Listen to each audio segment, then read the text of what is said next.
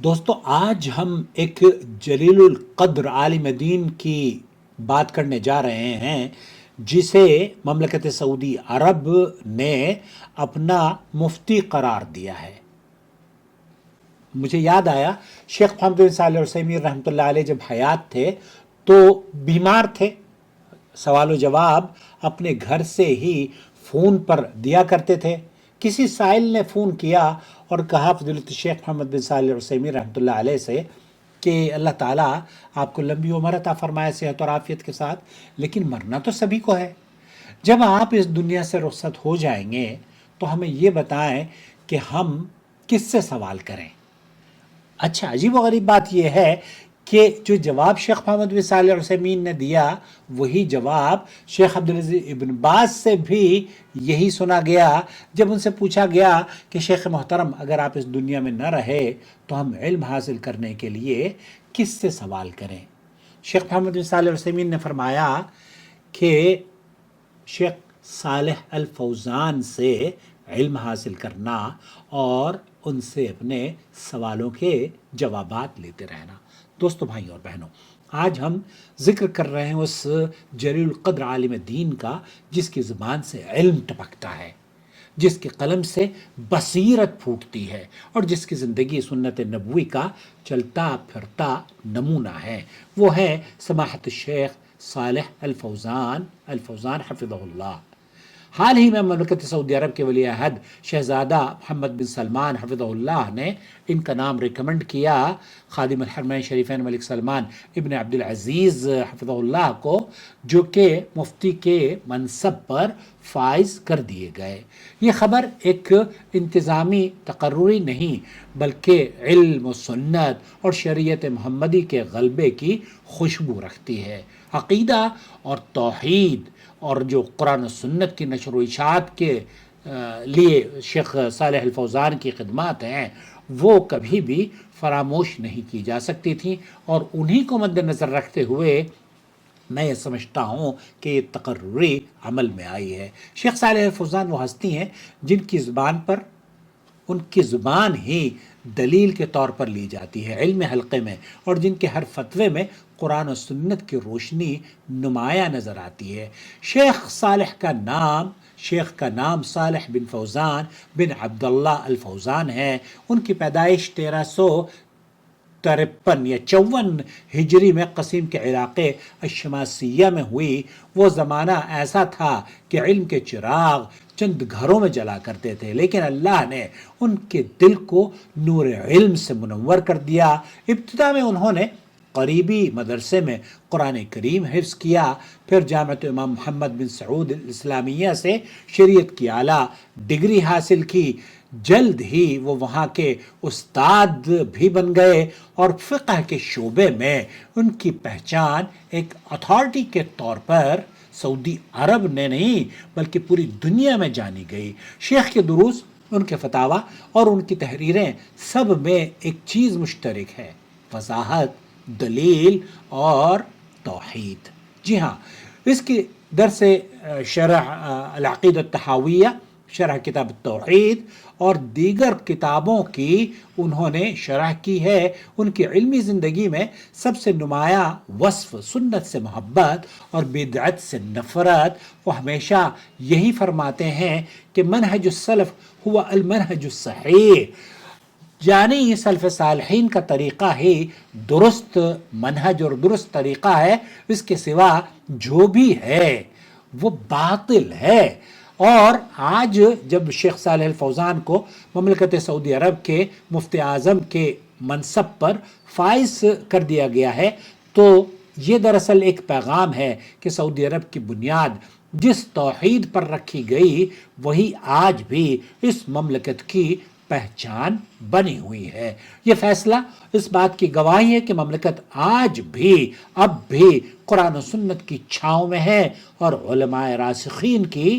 رہنمائی میں آگے بڑھ رہی ہے اور ترقی کر رہی ہے، اللہ تعالیٰ اس کی حفاظت فرمائے، حاسدوں کے حسد اور بری نظر سے بچائے۔ شیخ کی عاجزی کا عالم یہ ہے کہ اتنے بڑے منصب پر بھی وہ کبھی شہرت کے خواہاں نہیں رہے، ہمیشہ فرماتے ہیں کہ الحق لا يعرف بالرجال، یعنی حق کو آدمیوں سے نہیں پہچانا جاتا بلکہ آدمیوں کو حق سے پہچانا جاتا ہے۔ علماء اور طلباء ان سے نہ صرف علم حاصل کرتے ہیں بلکہ اخلاص کا درس بھی لیتے ہیں۔ ان کی تقریر میں نرمی لیکن دلیل میں سختی، ان کا انداز واضح مگر ان کا مقصد صرف رضائے الہی ہوا کرتا ہے۔ اللہ رب العالمین شیخ صالح الفوزان کو صحت اور عافیت اور عمر درازی عطا فرمائے اور ان کے علم سے امت مسلمہ کو نفع دے اور ہمارے حکمرانوں کو ایسے ہی علماء کی صحبت میں رکھے جو دین کی بنیاد پر فیصلے کرتے ہیں نہ کہ دنیا کی سیاست پر۔ اللہم بارک فی عملہ وعمرہ وانفع به الاسلام والمسلمین، اللہم اجعلنا من السائرین علی نہج السلف الصالحین، آمین یا رب العالمین۔ دوستو، بھائی اور بہنوں، جہاں جب بات آتی ہے شیخ کی تصانیف کی، جب بات آتی ہے شیخ کے فتاویٰ کی، جب بات آتی ہے رد باطل پر گفتگو کی، جب بات آتی ہے صوفیاء اور قبر پرستوں پر ضرب لگانے کی، جب بات آتی ہے اللہ کی وحدانیت کو فوقیت دینے کی، جب بات آتی ہے نبی کریم صلی اللہ علیہ وسلم کی اتباع اور فرم برداری کے درس کی، جب بات آتی ہے سلف صالحین اور منہج صحابہ کو اختیار کرنے کی، اور اس منہج پر اگر ہم کسی کو عمل پیرا یا جس کی تقریر یا جس کے فتاویٰ میں دیکھتے ہیں موجودہ دور میں، یوں تو بہت علماء آپ کو مل جائیں گے، لیکن بغیر کسی خوف کے، بغیر کسی ڈر کے اور بغیر کسی ایسے مجاملت کے وہ شیخ صالح الفوزان ان تمام چیزوں کی فکر نہیں کرتے۔ اللہ ان کو کی حفاظت فرمائے۔ وہ ہمیشہ قرآن و سنت پر مبنی دعوت دیتے ہیں، اور وہ یہ بھی کہتے ہیں کہ نبی کریم صلی اللہ علیہ وسلم کی قبر کے بارے میں جو امام مالک رحمۃ اللہ علیہ نے فرمایا تھا نا کہ ہر شخص کی بات کو چھوڑا بھی جا سکتا ہے، لیا بھی جا سکتا ہے، سوائے اس قبر والے کے۔ تو نبی کریم صلی اللہ علیہ وسلم کی ہر بات کو لیا جائے گا، ان کی کسی بات کو نہیں چھوڑا جائے گا، لیکن ان کے بعد جتنے بھی بزرگ ہیں، جتنے بھی مفتی ہیں، ان کی باتوں کو آپ رد کر سکتے ہیں، لیکن اگر وہ باتیں قرآن و سنت سے مزین اور دلیل سے آراستہ ہوں اور قرآن و سنت پر مبنی فیصلے اور فتوے ہوں تو انہیں کوئی جاہل ہی رد کر سکتا ہے، کوئی متعصب ہی ان سے بچ کر گمراہی کا راستہ اختیار کر سکتا ہے۔ ہمارا طریقہ کار یہ ہونا چاہیے کہ ہم اس منہج کو اور اس مسلک کو جو کہ شیخ صالح الفوزان کا مسلک ہے، اس پر قرآن و سنت پر، بعض مرتبہ لوگ یہ کہتے ہیں کہ شیخ صالح الفوزان کبھی کبھار تقلید کی بات کرتے ہیں۔ شیخ صالح الفوزان کی نظر میں جو تقلید ہے نا، تقلید یہ ہے کہ آپ قرآن و سنت کی جو ائمہ اور سلف کے علماء اور مشائخ بات کرتے ہیں ان کی بات کو آپ تسلیم کریں، ان کو رد نہ کریں، لیکن اگر قرآن و سنت کے خلاف کوئی بات کہے تو شیخ صالح الفوزان تو خود اکابر کے بارے میں، بزرگوں کے بارے میں یہ کہتے ہیں کہ سب کی بات کو رد کیا جائے گا سوائے نبی کریم صلی اللہ علیہ وسلم کی بات کو، سوائے نبی کریم صلی اللہ علیہ وسلم کی احادیث کو۔ کئی ایسے فتوے ہیں جو شیخ عبدالعزیز بن باز اور شیخ محمد بن صالح عثیمین اور شیخ صالح الفوزان کے، جیسے کہ کسی نے پوچھا کہ آپ یہ فرماتے ہیں کہ جو شخص